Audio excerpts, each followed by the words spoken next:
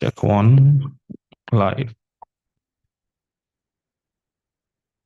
Good morning, everyone. Welcome to the fourth and unfortunately final day of the Norman Manley Law School Legal Aid Clinic Fair. My name is Dion Cruikshank, attorney at law and tutor at the Norman Manley Law School Legal Aid Clinic. And I'd like to welcome everyone this morning or this afternoon, depending on the jurisdiction you're in, online or face-to-face. I'd like to welcome everyone this morning for our fourth and final staging of the Legal Aid Fair, which under the slogan, Buyer Be Aware.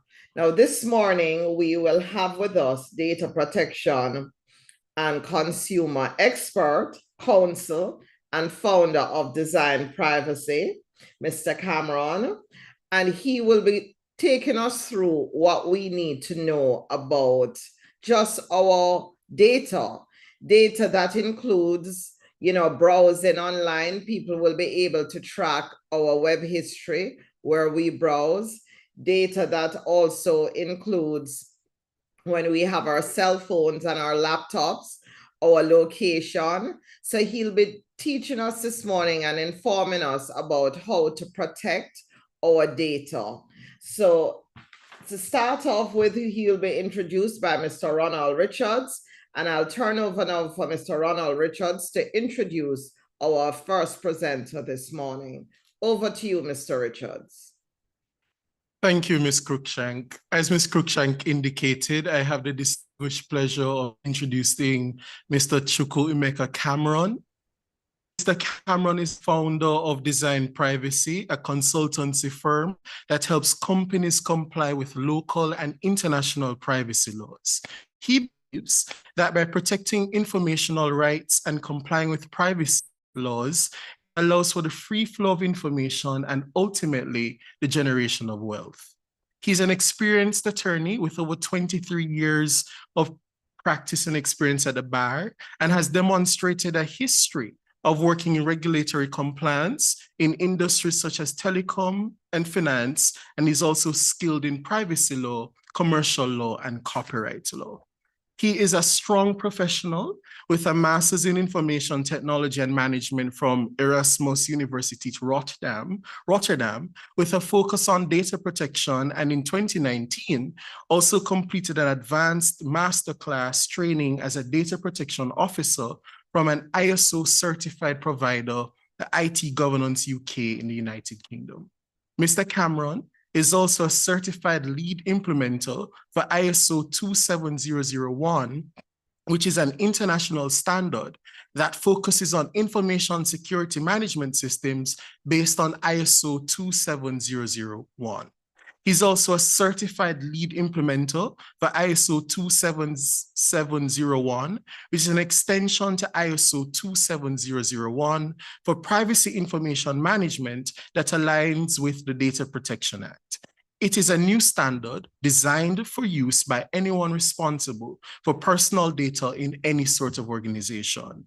Design Privacy, the firm which Mr. Cameron leads, currently offers data protection compliance, training and consultancy services to companies primarily in the public sector, the financial industry, and information technology and services industry. When he's not doing all of that, though, Mr. Cameron is a wellness aficionado who is a yoga instructor for 20 years. And in 2019, he successfully completed his first 70.3 Ironman triathlon in Augusta, Atlanta. I have the pleasure of welcoming, whether you are in person or at home, Mr. Cameron. Thank you.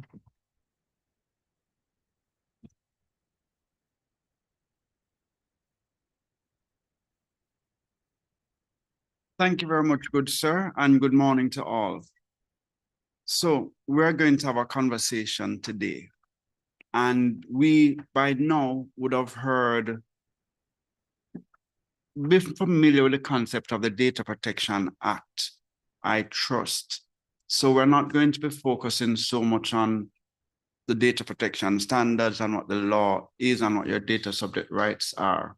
We're going to be focusing specifically on the extent to which the new rights that citizens enjoy, and that is your right to informational privacy, the extent to which that empowers you as a consumer.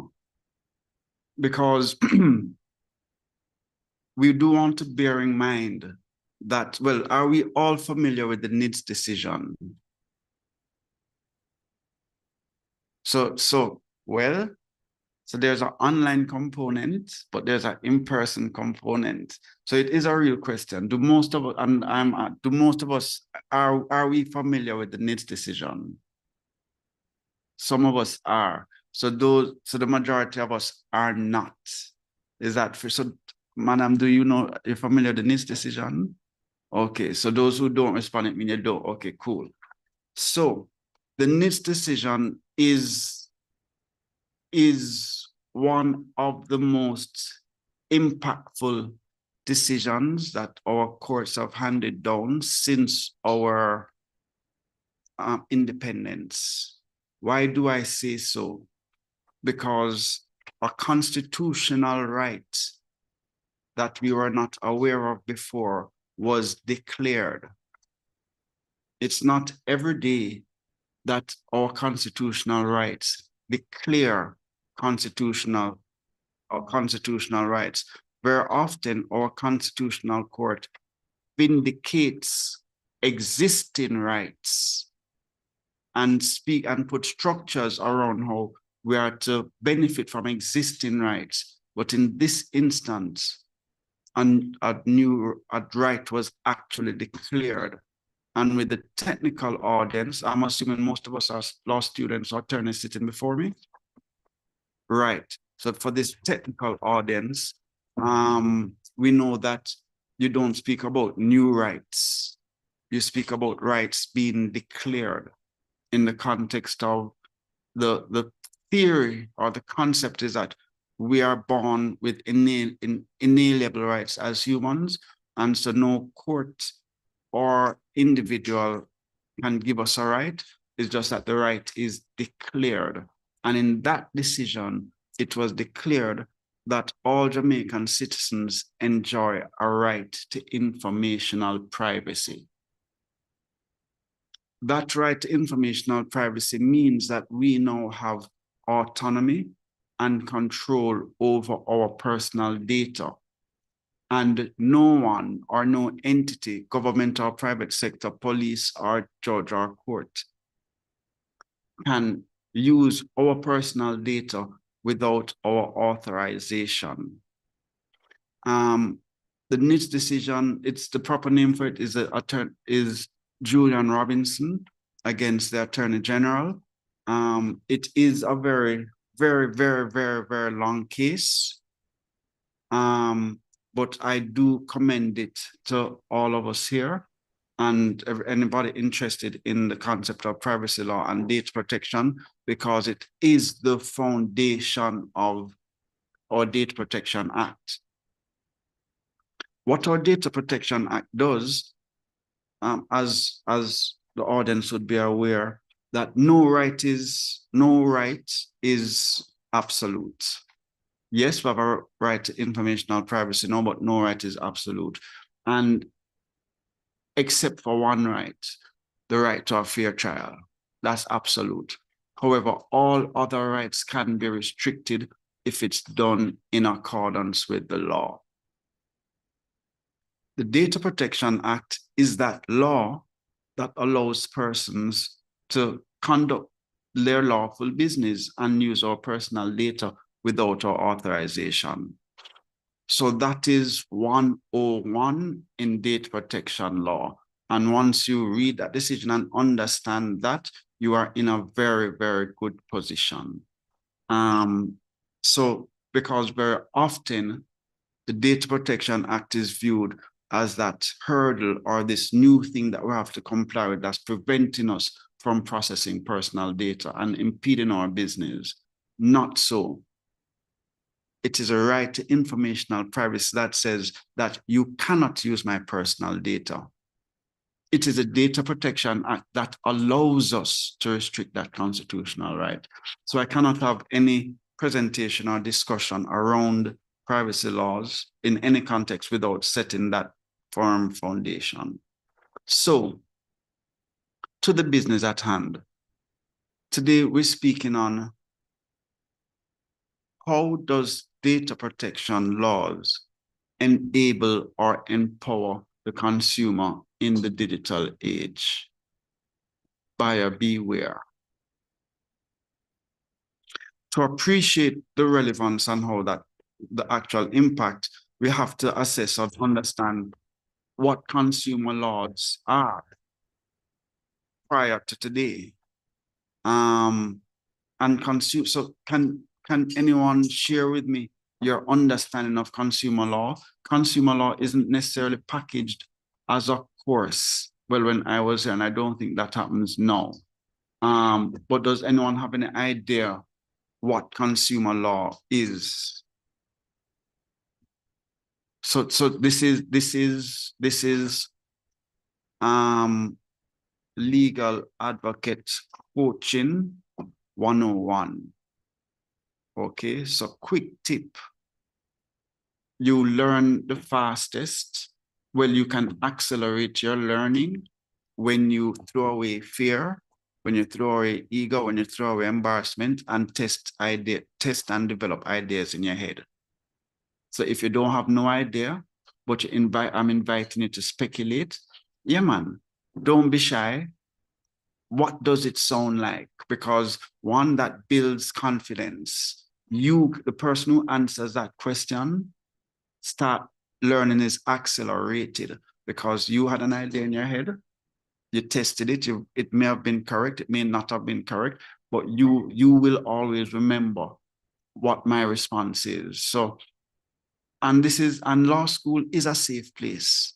You are meant to ask questions and accelerate learning. You're spending a whole heap of money to become an attorney and learn. So the quickest and easiest way to do it, and this was my secret, just ask whole heap of questions and answer questions even when you're not sure of the answer. So, having primed everybody, going to ask the question again. Anybody have any idea as to what consumer law is? Yes, please. It says those laws which are designed to protect policy, so it sets out certain standards for production of goods and also the ability to claim for if services aren't delivered appropriately, to be able to make complaints and claim redress for them as well. On track. So let me ask another question. Following on. Someone, don't be shy to hold the mic. It is not hot potato. She's not getting stuck with it. The follow-up question is, so assuming that is a correct answer, what mischief are consumer laws trying to address?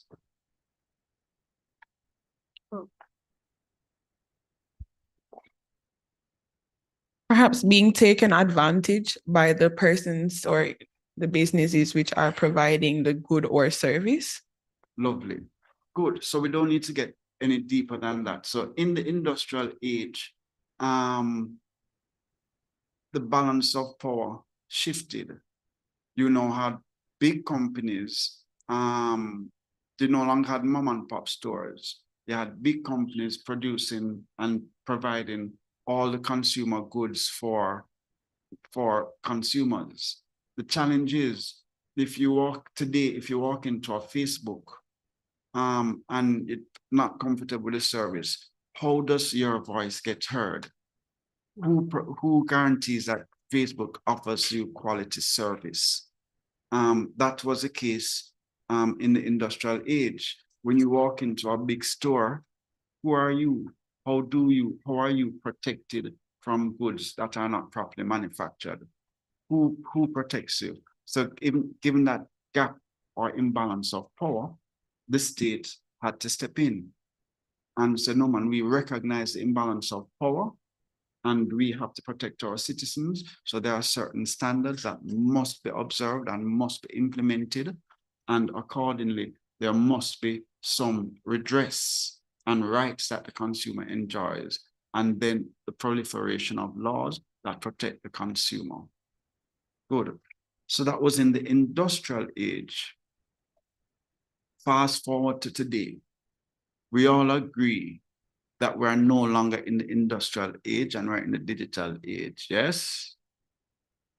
And the manifestation of that is that goods and services are now consumed digitally as opposed to physically. So every service, well, you no longer buy CDs, you no longer buy records, you consume that digitally. You no longer need cash to pay to purchase music. You don't even pay for music now. So goods and services are now consumed digitally. With that new environment, what is of value changes. In the brick and mortar world, a metric of success, or when you're deciding where to put your shop, you're looking at foot traffic, you're measuring something physical. In the digital age, again, what is required important changes. Data is now what is of utmost importance.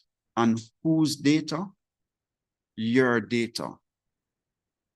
By now, some of us should have heard the adage that if you're not paying for a product and you're consuming a service, you are the product. Has anybody heard that before? Okay, so if you go online using some service, some social media service, some platform, you have needs. You want to be distracted, and that's a real need. That's why you're on your phone every morning, just arbitrarily, mindlessly scrolling through TikTok and Instagram. You're not learning anything. You're not keeping yourself informed. You are just distracting yourself and being a slave to the new digital age. That's what happens because you're not, yeah. So when you do that though, you are feeling a need, but you're not paying a clown, you're not paying a jester to distract you, but you are getting a service. Your need is getting met. But you're not paying anybody to distract you. You're not paying anybody to make you don't feel awkward in a situation in a room by yourself where you don't know anybody, so you want to feel comfortable, so you go on your phone. You're not paying anybody for that. Usually, you pay for an escort. Well, males would pay for an escort, and females too. I'm into equal opportunity. You would pay for an escort to go with you, or if you want entertainment, you're having a party, you pay for a DJ, you pay for services, you pay to be entertained. In this case, and this is just I'm making this as practical as possible so we can appreciate that in the digital world, we do consume services. And when you are not paying for those services, rest assured that you are the product. You feel like you're not paying anybody for something, but you're getting something, but you are the product. Your data is the product that these online providers, anybody that's operating online, will then aggregate and sell. And when I say sell, they literally take your information, put it up for auction for advertisers, and advertisers auction your eyes. They then literally, the advertiser then goes to Norman Manley Law School,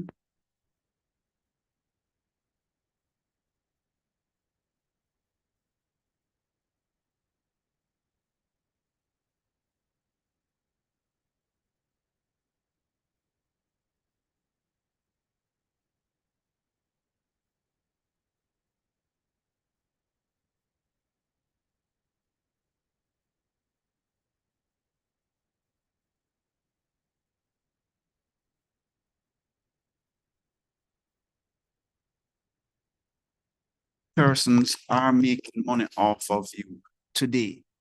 No. So every time you go on any website and getting any service, rest assured that your habits, your demographics, everything is being collected and being sold to the highest bidder. So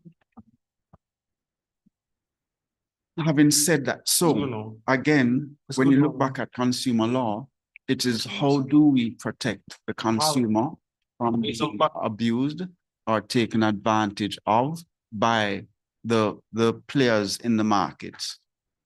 And the players in the market are those information service providers or digital service providers. We go, so that is the context of the new digital world that we live in. So the first thing, so what I'm inviting us to do is change our view of what a consumer is in the digital age. So we're not trying to say, how does data protection protect the consumer in the industrial age? We now live in the digital age. We have to identify what is the mischief, what are the dangers, what are the abuses that data subjects that you and I can be exposed to in this digital age as consumers. So the first thing, when we are consuming digital services and we're not paying for it, and even when we're paying for it, rest assured, your data is being sold without you being known about it or being able to benefit or profit from it. So let's bring this closer to home. The average, everyone here, well, everyone that's in this room, you're born come meet cell phone. Is that correct? The majority of us born come meet cell phone. You don't know a world without a cell phone, and that is crazy. Having said that, we all of us though remember a time. Well, do all of us everyone in this room is aware of a time when there wasn't a Digicel? So the majority of everybody come here only know a world where there's a Digicel and a cable and wireless. Or you know, so no, you don't have to say no, because but the majority of you, the majority of you come see Digicel and Flow. Fair? Okay. Well, there was a time when you only had one telecommunication provider. Okay? And that was cable and wireless. What's that? Scantel in Jamaica? Okay, sorry. Right. So okay, thank you. So when there No, sorry. before, and I was just about to say that, yes, but yes, you are a tutor, you are entitled, you're supposed to, right? So, well, this is part of consumer law in order to improve telecommunication services, in order to introduce and enable the proliferation of cell phones. So you're born come meet cell phone. The law opened up the telecommunication industry and heralded in new players such as Digicel. However, even though Digicel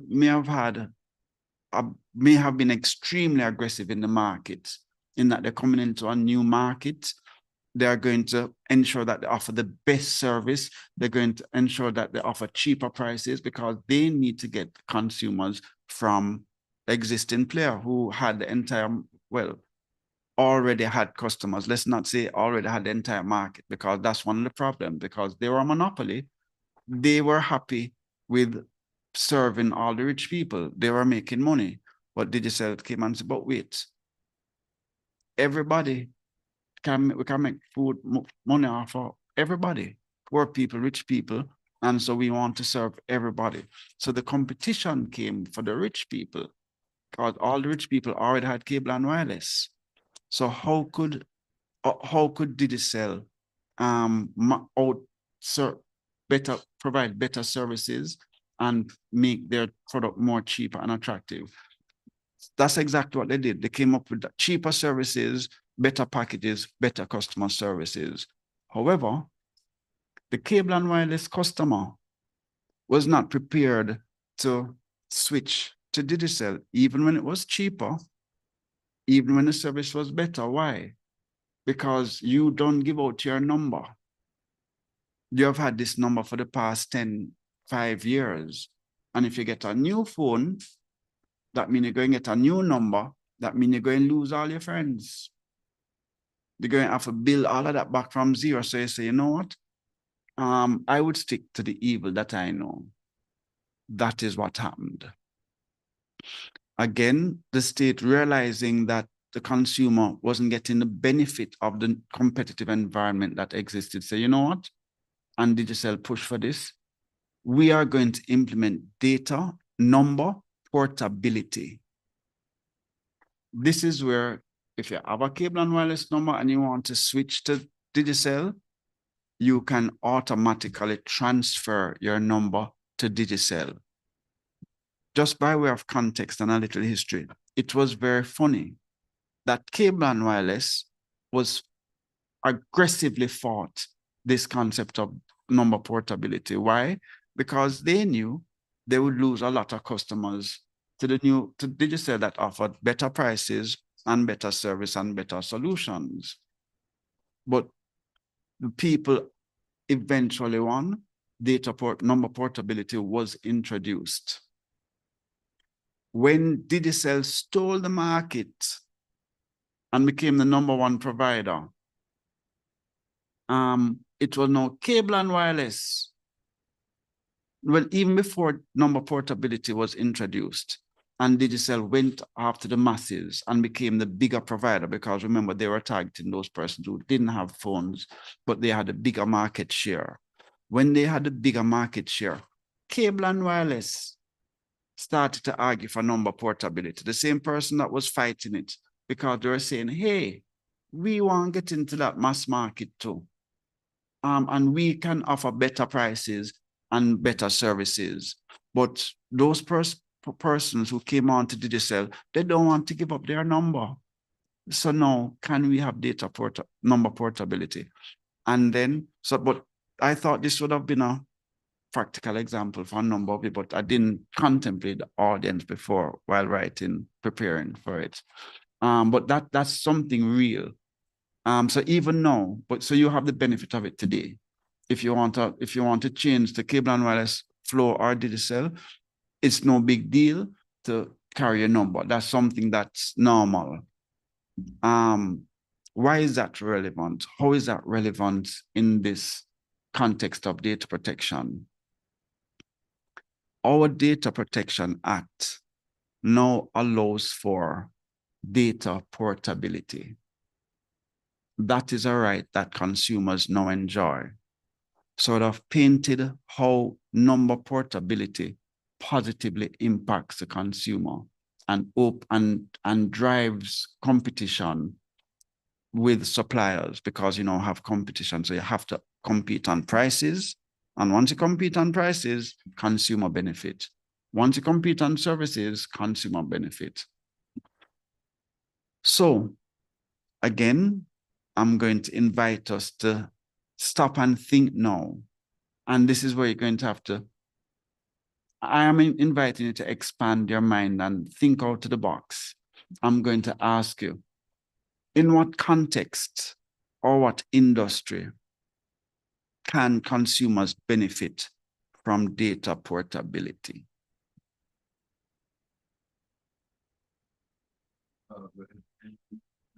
Let me hear why. I've never thought of that before, but let me hear why.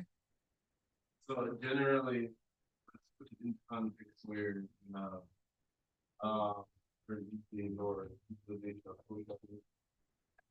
because thank you. social media used to only be, just the big leads such as Instagram, Facebook, which was what we know now as Meta, right? So with the portability factor, it's easy to transfer data and link other services such as YouTube, Twitch, etc. So now with that mobility, it's easy for your data to just go all in one circle with the flick of a button. That is correct. That is something that I did not appreciate before.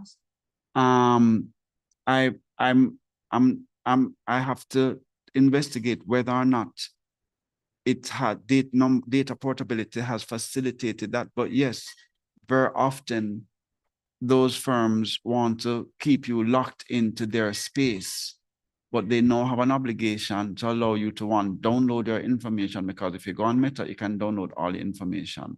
I don't know the extent to which they have enabled data portability. Thank you. My lips dry on TV. Thank you. Sorry.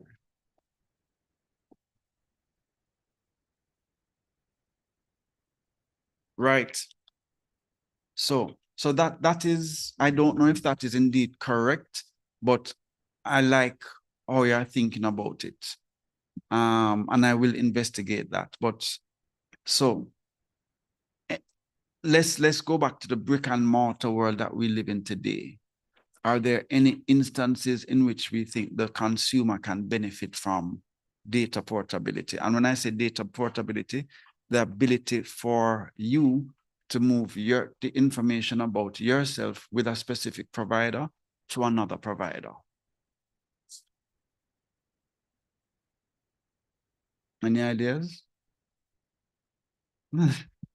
Right. So that's lovely. That's a big deal. That's a very big deal. So he said healthcare. And that one is that's a very big deal. Why do we say that's a very big deal? Up until December 2021, notes generated by a doctor on your file, the common law recognized that he owns those notes because those are that's his intellectual property. Those notes, well, he's made observations, used his training, and made notes. So it is, what is copyright? Copyright is when you have an idea in your head, and you get the benefit of copyright when you document it. So it's not far-fetched. But what's the impact of that? If it is you go to a doctor, or you go to a radiography, and you have to get a X-ray done, and you pay for the X-ray, you can't see the X-ray now. It's usually sent directly to the doctor, and if you do get it, you get it in a sealed envelope to give it to the doctor. If it is you go to a doctor and you want to go to a new doctor, he has no obligation to give it to another doctor. He's only required to do so if it is you need to get medical assistance from another doctor. But there's no law that says he has to give it over to another doctor. If it is, well, so in the same way in which the telco, you are stuck with Flow or Cable and Wireless, is the same way you are actually stuck with another medical provider. So every time you go to a dentist, they're going to, you don't get to check all the scans that they would have done and all the results. You can't go to your dentist and say, hey, can I get my file? I want to go to this new dentist. No, you have to have the new dentist or doctor has to build all the tests again. And that means you have to spend more money. So before you go and start over and spend all of that money to do all of those scans, what you're going to do, stay with the existing provider. These aren't things that you rationally think about, but these are things that subconsciously impact on you. I'm not prepared to go through that trouble. With the right to data portability now, you can tell any hospital, well, even before I reach there, I can share a story with you. So when I was a practicing attorney, civil litigator, we would have taken out a civil action against a hospital. This was an instance where I think a child had died. The child had died, and as a result of some malpractice. And in order to prove that, you need information, you need to see the medical records, you need to see the docket from the court in order to make your case. Before took out action, got a pre-order, forget what you call it now, but I got an order before you file the case for the hospital to disclose these medical records, because we went and asked them for our medical records, but they didn't respond. So we went to court and asked for an order, ordering them to disclose the medical records to us. They objected to it. We got the order, we served it on them. We followed up with them saying, okay, we now have a court order. You have to give us, please give us. They refused to give us the medical records. Even in the face of the court order, we had to take out contempt proceedings for my client to get their medical records. That is a relationship between the medical profession and your information and information about you. They own it, and even when the court tell them they have to give it to you, they put their interest first. They are protecting themselves against another doctor reviewing what was done. So with this right to data portability, you can tell any doctor, any hospital, hey, as a matter of fact, I don't like it anymore. You know what? Give me my file. Can I get my file, please? I want to go. Why do you need it? I just want it. You're going to give it to another hospital or doctor? No, I want to take it home with me and burn it. Please, can I have my file? If they fail to give you your file, it is a criminal offense. So that's why the Data Protection Act has turned consumer rights, existing relationship between medical fraternity and information upside down. And persons don't necessarily appreciate that they now enjoy this consumer right through the Data Protection Act. So it's not yet something real, but that's a manifestation of how the Data Protection Act has significantly empowered consumers in the medical industry. So thank you very much for that. I don't know if you thought all of that through, but yes, that's the impact. Why would you have gone on that road? What would have led you to, what you would have had to have some experience or addressed your mind to it? How did you?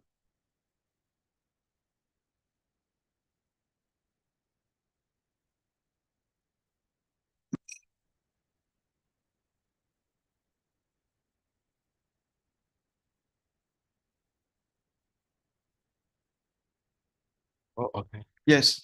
My mom was trying to buy frames abroad, but her eye care place in Jamaica, they weren't giving her lenses measurements. So The yeah, lenses and she went into the optician and they told her paid for it. Yeah, and it was her information and they would not release it. They would not release it. So that is standard. Yes, ma'am.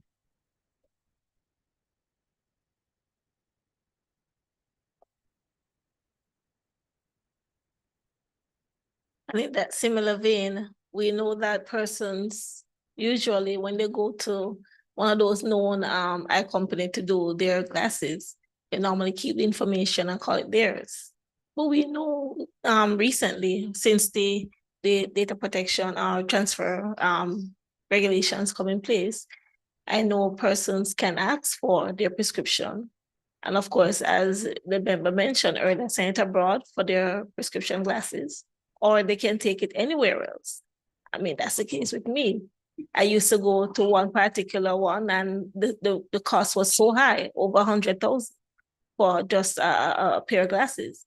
and then I get it for less than half the price You, at one of the competitors. the consumer is now empowered. That is the point, right? Because what would happen is that the optician would have their own glass store, eyeglass store. And so if you want to buy a pair of glasses from anywhere else, you'd have to spend more money to get your eyes tested again. So what do? You're compelled to stay with this provider. So that is a big example where the consumer benefits significantly, and no existing consumer law empowers the data subject to that context. So people have significantly underestimated the power of the Data Protection Act. And it's not something that can be ignored if it is you want to be an effective counsel going forward, regardless of what area of endeavor you get into, whether or not you want to be a privacy practitioner or not. The Data Protection Act is one of the most powerful tools that cuts across everything. And why is it? Because we're speaking about a constitutional right that protects the dignity and autonomy of an individual. So once you understand that, you understand the importance of data protection. And so Norman Manley Law School is hearing and listening. And so the reality is data protection must be a foundation course because it cuts across all areas. Okay, so let's look at another instance in which data protection enables a consumer. If we were to think about the banking industry, so remember, I'm inviting, well, I guess now that you hear the example and the appreciation, you got a chance to ruminate and think, good. The banking industry that was just mouthed by that student is a big area as well. It is extremely difficult to open a bank account.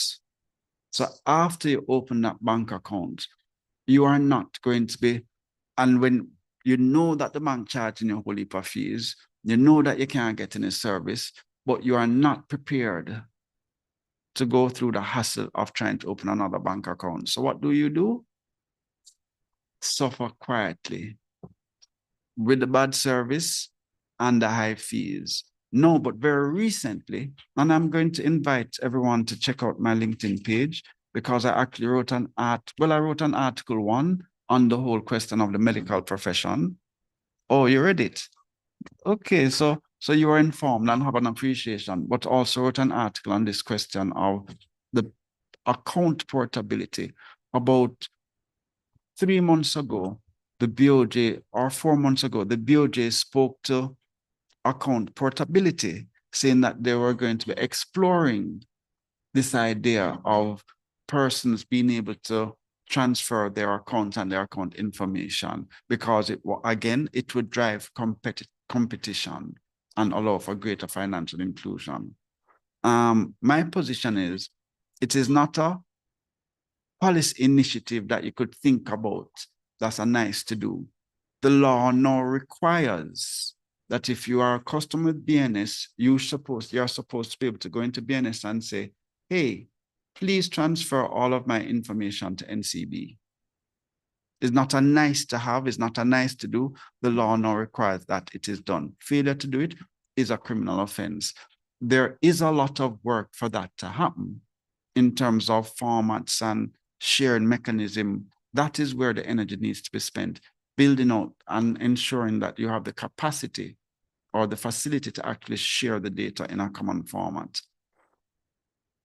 So I think I would have successfully made the case that we appreciate that the Data Protection Act in real terms empower the consumer. But let's stop and think, how else has the Data Protection Act enabled and empower consumers?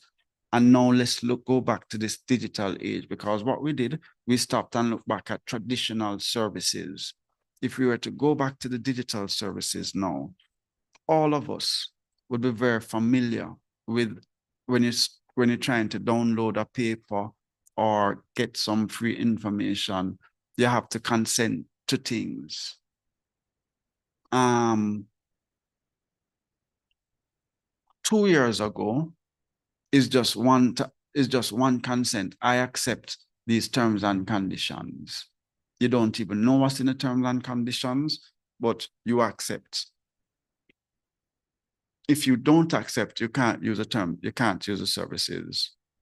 Since the implementation of the GDPR, the General Data Protection Regulation, a lot of information service providers have sought to comply with that law. And when you go on these sites now, you now see 2 boxes. One box is I agree to the terms and conditions, and another box is I consent to receiving A, B, C, or D. Have we noticed that change as well? For the most part, check now that you're aware, check it out. You will see that you now have 2 boxes to tick. And the reason why it now has to be disaggregated is that the Data Protection Act requires that consent must be freely given, it must be explicit, and you must be aware of what you are giving consent to. So to say you're consenting for your data to be sold to a third party and it being wrapped up in some fine print is not consent that is freely and voluntarily given. And it's not given under and it's also not freely given either because it's given under duress. The only thing you agreed to was I know that I want these services, and I am giving you my data so that I can get these services. The question is it necessary for the service provider to have access to your data or to sell your data to provide you with the services? If the answer is no, that is where it's an unequal relationship. Let me break it down into a practical example. You are doing some research on a topic and you find this article that addresses the issue that you are researching. But when you try to download it, it requires you to, 1, give information and consent to them being able to share it with a third party. If it is you do not consent, you cannot proceed.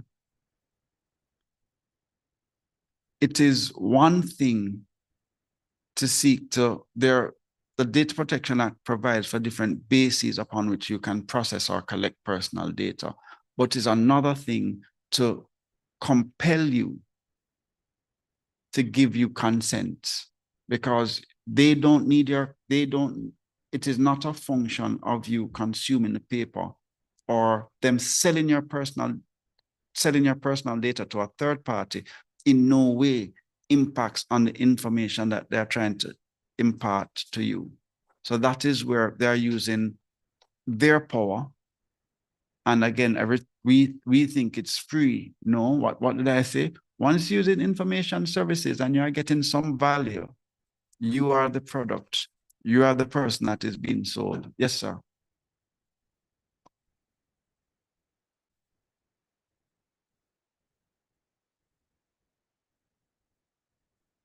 So in instances where it is not a government entity, so let's say it's not a government website, it's like a personal use, like you were saying, don't the operators of that website or company, don't they have the right to ask for that in turn for you to use it? Since not a man thing, it's not a... You just said they have the right to use it. Tell me what constitutional... No, not the right for them to use it, but the right to refuse access to their website unless you consent to their terms. So it's a conditional thing. No, they do not enjoy that right. And why? And that is where we go back to what are the ills that this new digital age present. You cannot use your position to compel you to give me your personal data. It is your personal data. So they cannot say, if you want to be on my network, you have to give me the permission to sell your data and I now own it and I could use everything you want. No, so in the same way that if it is you want a job, let's go back. No, this still happens in the real world. So in Jamaica, domestic help is a big thing. That is why you have expats love to live here because they feel like they're living like kings and queens, having people serve them and this and that. If it is you enjoy for domestic help work, is it that the owner has a right to have sex with you because you're working with them? There's no difference. There is no difference whatsoever. Your personal data under the NIDS Act speaks to the autonomy and dignity of the individual. It is what makes you, you. No third party can compel you to give it to them. So anytime anyone uses a position of authority or power of influence to extract that data from you, that is in breach of your constitutional rights. And we don't even have to go to constitutional rights because we now have the Data Protection Act. So what you just described is known as a consent wall. No consent, you cannot go any further. That is illegal.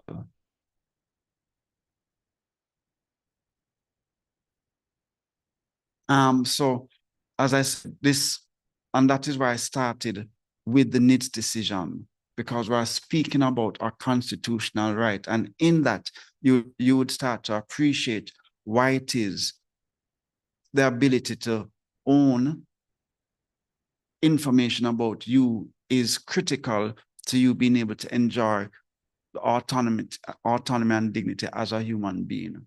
And so there is a great premium to be placed on it. And that's why you're not hearing me speaking about the Data Protection Act so much, but this right that we now enjoy. So consent walls, illegal. Thank you very much for that question. And that is where I was actually going. So the Data Protection Act has now allowed us to navigate the digital space without having to give up our personal data, without giving the rights to third parties to monetize our data. So it has allowed data subjects to maintain their autonomy and dignity in the digital space. Because apart from that, in a talk, I need this service, so I have to give you my rights to sell my data. No. So that is how the Data Protection Act protects us in the digital space. And if you read sections 9 through 10, you'd understand it sets out circumstances in which data consents can be given. So going back to the example industry that we have been using and how the Data Protection Act protects us as consumers. The primary way of consumption of digital information today is through handheld devices, namely the mobile phone. That is the primary way in which digital services is currently consumed. And that's also the device that holds all of your personal data. But your phone knows more about you than you. Your phone tracks everywhere you go. Your phone captures everything you say. Your phone captures all the pictures you take. Your phone captures all the messages you send. In aggregate, your phone knows more about you than you. By extension, the phone providers, dependent on what settings you have enabled or not enabled, know more about you than you. Because we now live in the interconnected world, the Internet of Things, where everything is connected. But I got carried away there. I was just using the opportunity to sensitize it, because the point I'm making now is because everyone now has a phone. Again, big companies now have found a way to restrict your privacy. Usually, in the brick and mortar world, you used to have what is known as, what you call it? These books, and it wasn't a big thing in Jamaica. We skipped that part. Before you had Walmarts, you had companies that would send out these catalog books that you can order remotely. Say it again? Oh, so, but that is a concept that would be foreign to all of us.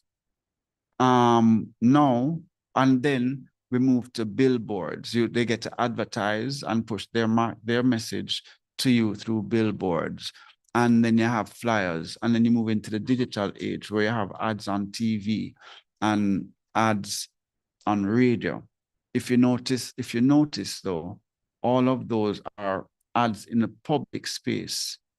In no way are you targeted personally. It doesn't invade your privacy. It doesn't come in your personal space. But with their phone, a whole different thing. So, who in here has never received an ad that you are not interested in? Anyone has? Am I asking a question right here? Who in here has ever received? Let me break it down. When you're doing cross-examination, what you're supposed to do? Break up the question into pieces, one question at a time. So that's what I'm going to do. So who here has ever received an ad in your phone? Good. Who here has ever received an ad in your phone that is unsolicited? Who here has ever received an ad on your phone that you do not want and you would prefer if they did not send it to you? I have a question. Why? What? And this is, there's no right answer. I'm really using this opportunity to do some market research. Why is it you don't want, why is it a bother to receive the ad on your phone?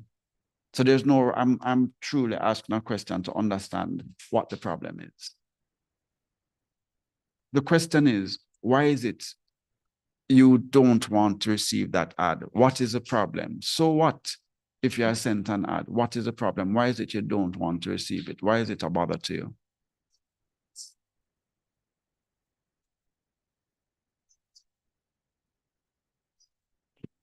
So how is that a bother to you? Yeah, because it's constant. It feels like an invasion when you see an ad, especially the direct message ads that come from your telecommunication provider. And you're wondering, okay, why is somebody just sending me an advert? And as I said, it's not something that I would want or would buy or I'm interested in. And yeah. Okay. Anybody else? Well, I can speak from two different angles with respect to the direct messages. I get constant messages all day, and I tend to want to check my phone when it is something important. To open my phone and see ATL Jamaica come out to this fair, I'm just like, I don't have the time for this. I would rather not receive it. When it's emails, I'm checking my emails for important stuff. And I then have to filter through and say, okay, junk, delete. That's taking up more of my time, and I just don't have the time for it. Lovely. Thank you very much. And it also impacts in your storage and costs. Yeah. Okay, so I'm very grateful for that insight. Now we take that for granted. So the law has contemplated those issues, and they said you as a consumer of telecommunication services have rights. Section 10 of the Data Protection Act specifically states that, well, makes direct marketing illegal in the absence of getting your consent. So and remember, consent must be freely given and you must be aware of what you are consenting to. So nobody can hide and make it take consent to be marketed to.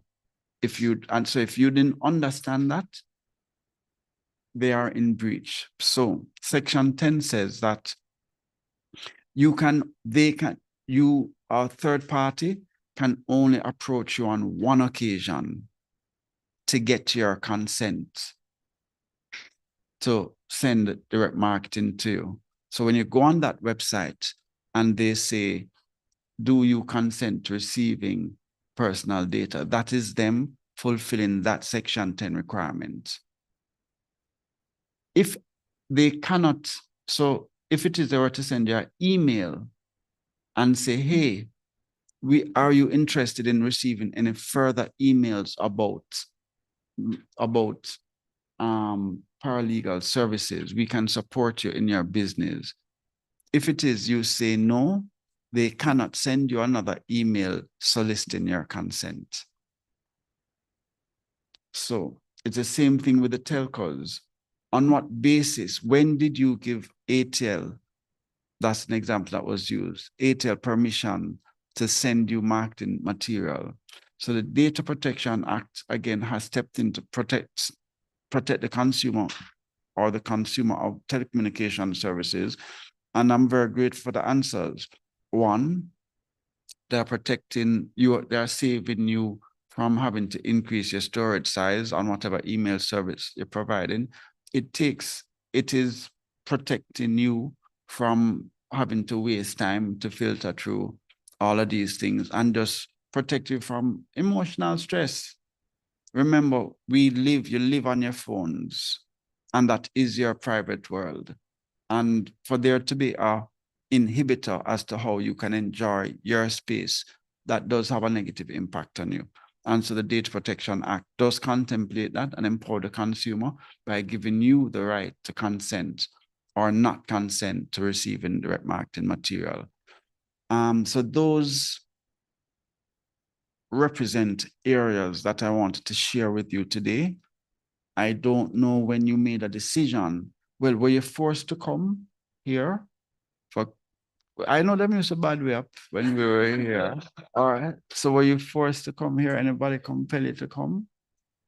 What's that? Oh, strong. Okay. Yeah, that's bad up. Same way, same thing. Because there could be positive consequences or negative consequences if you don't come. So yes, but other people weren't afraid, clearly. This is the Frightened Friday group, I see.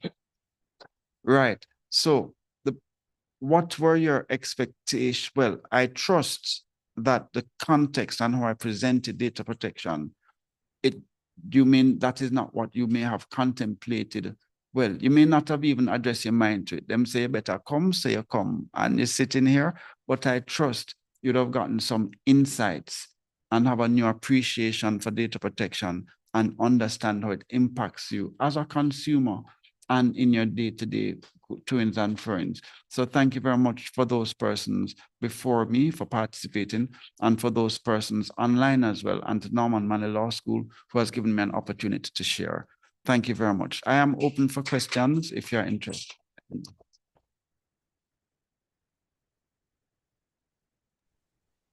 Mr. Cameron, there's a question from an online viewer. Yes. What if your partner has shared your data or uses your data for their own enrichment? The partner will go directly to jail. She will not pass go. She will not collect $200. Because we don't want, I don't want to search anybody's phone. Okay. So that was another question. If another person was asking if their partner goes into their phone and takes out information. But there was just reverse discrimination a while ago. Sorry, forgive me. Persons online didn't hear the question that was asked sotto voce. Usually, persons take offense or female takes offense when everything is referred to as he. I use the opportunity to say she and it's a problem. I don't understand, but that's a distraction. Sorry, back over to you, Madam Tutor. Yes, sir. Another question was from a person online wondering if I guess it's the same answer, but I didn't want it not to be asked. If their partner goes in their phone and takes out information and uses it, is that a breach of their data protection? So they have, well, the answer to that, it's a breach of their privacy, but is it a breach of the Data Protection Act? No. And the context of that question was different because the first one you said used for their personal enrichment. In this context, personal data is where the Data Protection Act kicks in where personal data is being used for non-domestic purposes. That's the language of the legislation. And so in the second question, there wasn't any aspect of commercialization, and that was just for straight domestic purposes. So no, there would be no breach under the Data Protection Act. There is, however, a Cyber Crimes Act that they may well be exposed to, but under the data protection doesn't arise where information is used for non-domestic purposes. And remember this whole question and presentation around consumer rights and consumer law. While we may have thought that there's a big divide or gap between the two issues, it is data protection only becomes relevant well, not only, but for the most part, becomes relevant in the consumer space where information is being commercialized. Thank you for that answer, sir. Okay, if there are no other questions. There's a question. Questions from the room, Ms. Cruikshank? I'm guided, So, Director. yes. So if it is that we are lottery winners and they insist that we come and show our faces in order to collect the prize because, you know, there's this little fine thing on the ticket. Is that a breach of somebody's privacy rights? Yes, and is actionable under the Data Protection Act. And so just to make that sort of, you formulating an answer to that type of question easy, what the Data Protection Act is concerned about is the minimizing any damage that a data subject may be exposed to, either physical or emotional or whatever damage whatsoever, in circumstances where you are compelled to disclose your identity, and under the law, Data Protection Act, that's recognized as your biometric data. Again, in furtherance of collecting money, there is no association. When we think about the consent, there is the exact same thing as a consent wall that I'm describing. There is no real association between you disclosing your identity to the world and them collecting your prize. If it is, they say they need to identify who you are. Let us find the least intrusive way to do so, because yes, you do have a legitimate objective, but what is the least intrusive way that would expose a data subject to the least amount of harm? Because there is real harm that the data subject is exposed to if his identity is exposed to the world that I just won $40 million or $100 million. So in all circumstances, when issues of data protection come up, you must think about the damage and the harm that the data subject is exposed to. The entire regime is built around minimizing any damage or abuse of the data subject. So in brief, it would be, there is real harm, personal data is involved, and it is for non-domestic purposes, and as such, it would be a breach. Yes, sir. All right, sir. So I think I already probably know the answer to this question, as you would have highlighted at the start of your presentation, that the only absolute right that we have is the right to a fair trial, right? So my question is in the realm of the accused. Does the Data Protection and Privacy Act now give greater strength to an accused to withhold personal data from any investigations on him? So I'm not so sure if it would just be forfeit in the realm of the court, or does this act now give him greater standing? So there is a case that addresses a part of that question, a decision handed down by our constitutional court that our constitutional court failed to understand the right to informational privacy. That's the case of somebody needs to, so everybody knows it. It's a phone case I'm talking about that was just determined. I just can't remember my client's name. This is the phone case where the police were conducting this investigation into this child who was murdered. What's that? Issa, correct. Thank you very much. That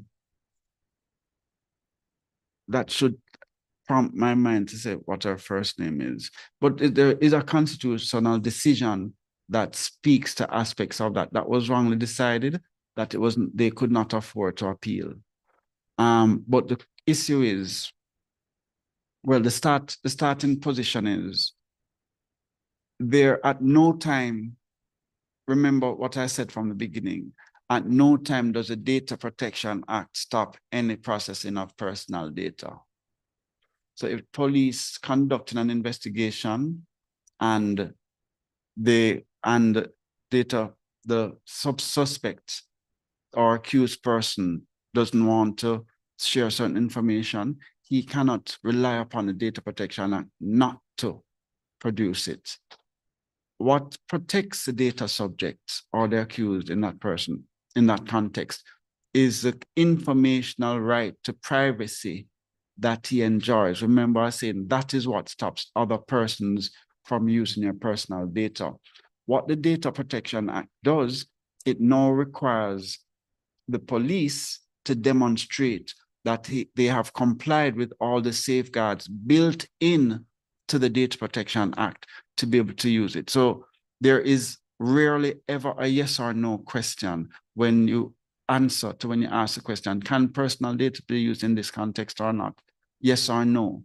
No, you have to basically conduct a data protection impact assessment. In brief, what is the risk associated? Well, what personal data do you want to collect? Do you have a legitimate objective? Even if there is a legitimate objective, what is the risk you're exposing the data subject to? And if you are exposing the data subject to risk, what safeguards have you put in place to minimize it? The Data Protection Act, though, when you look at sections 33 and 34 and other sections, those give the investigative bodies or entities certain exemptions. They are exempt from disclosing to a suspect that they are being investigated. In terms of your question, the Constitution, you first want to rely on your right against self-incrimination, because the laws, our Constitution says that once you are, our common law has assisted us to understand how the Constitution works. Once the law declares that, once the investigative body declares that you are a suspect, you have a right against self-incrimination. So you do not have to say anything once you are declared a suspect. So I hope I've attempted to answer your question. There was a hand up over here. Yes, so thank you for that one. So we do have one from the public also concerning the matter of security and access to premises. So somebody related the experience where they had been accompanying somebody onto a private compound, like a townhouse or so. And the security guard copied their IDs and took note of their TRN. And they were very uncomfortable, wondering what was the need for that just to access premises. So the structured way to go about it is go through that DPIA process. So first thing, so who is the data controller? Who is really collecting the data? Who is determining what happens to the data? So it may well be the strata. So the strata will be, so we now have to ask, the strata now has to answer the questions. What is the legitimate purpose of collecting this data? They may say, oh, it's a security concern. Okay, so what is a security concern?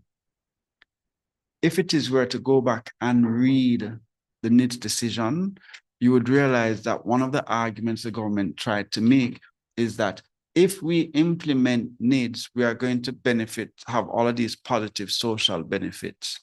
What the court said is, if you are going to restrict one's right to privacy by collecting this data, you have to present empirical data to demonstrate and justify why it is you're going to be restricting one's right. So in this case, if they say, oh, it is a security issue, the strata would be required to say, okay, over the past 3 years or the past 5 years, we have had instances where persons have unlawfully come onto the property and has been a menace or stolen goods or whatever. Okay, so you have a legitimate objective. Tell me, how is it by keeping someone's TRN, making a copy of their TRN? If everybody comes on to the property, how does getting a copy of one's TRN prevent someone from coming onto the property and stealing from people? If a thief is going to come, are they going to come through the front gates? Is a thief going to be presenting their TRN? So if that was a problem that you identified that you're trying to solve, how does collecting one's TRN solve that problem? What you also have to consider is that on the flip side, what is the risk that the data subject is exposed to by leaving a copy of the TRN with the security? The risk is real. The data subject is now exposed to identity theft. They can, if they pull enough pieces together, they can now present themselves at their bank or online and go into their account and steal money. So are we prepared? Does it make sense to collect someone's TRN to prevent a thief from breaking in? Does that make sense? At all material times, you weigh the risk of the data subject to the legitimate objective of the data controller. In this case, he may have had a legitimate objective, but there's no rational association with what he was trying to achieve in terms of prevent theft. So there are instances when I go into government agencies. Well, there was one instance where I went to a government agency.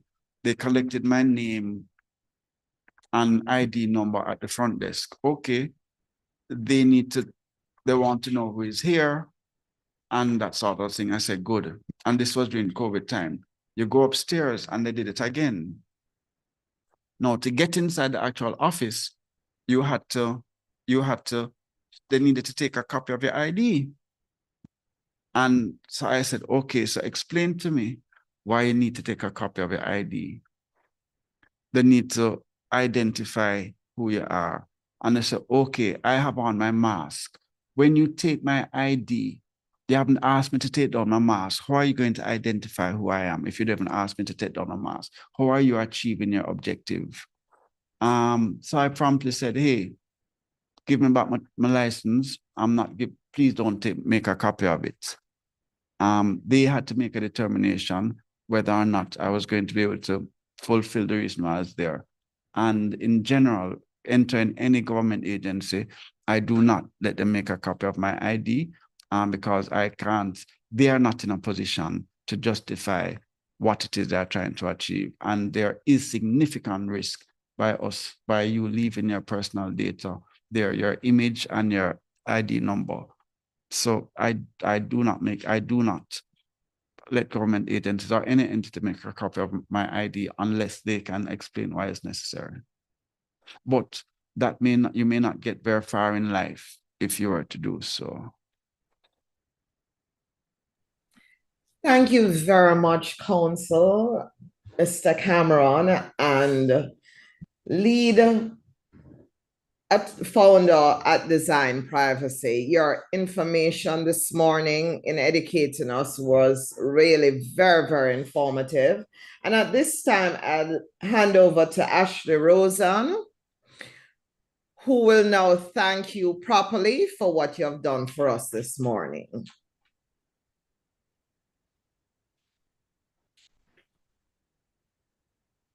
Okay, Mr. Cameron, on behalf of the Norman Manley Law School Legal Aid Clinic, I'd like to extend our gratitude to you for taking time out of your busy schedule today to present to us on the right to informational privacy under the Constitution of Jamaica, as well as to enlighten us as to the ways in which the Data Protection Act empowers us as consumers and data subjects, such as the right to data portability, the right to withhold or to give consent as to selling our data to third parties, etc. We were really enlightened, and we thank you once again. My pleasure. Now.